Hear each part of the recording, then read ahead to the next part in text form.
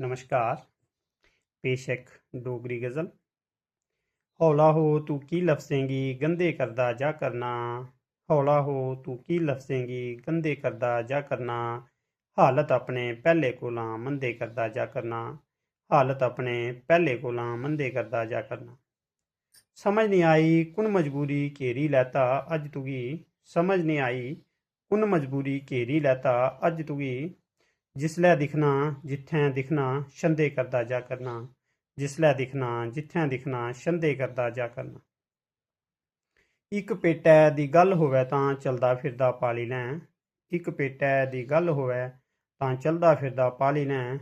टब्बरें ताईं इन्ने सारे धंधे करदा जा करना। टब्बरै ताईं इन्ने सारे धंधे करदा जा करना। दस मिगी बी राज तू अपना माल कुत्थूं दा आया ऐ। दस मिगी बी राज तू अपना माल कुत्थूं दा आया ऐ। चार चबक्खे किन्ने किट्ठे संधे करदा जा करना। चार चबक्खे किन्ने किट्ठे संधे करदा जा करना। मेरे सारे दुख सुख बंडन मेरे बिन नहीं जींदे ओ। मेरे सारे दुख सुख बंडन मेरे बिन नहीं जींदे ओ। मिकी मारन ताईं जेड़े बंदे करदा जा करना।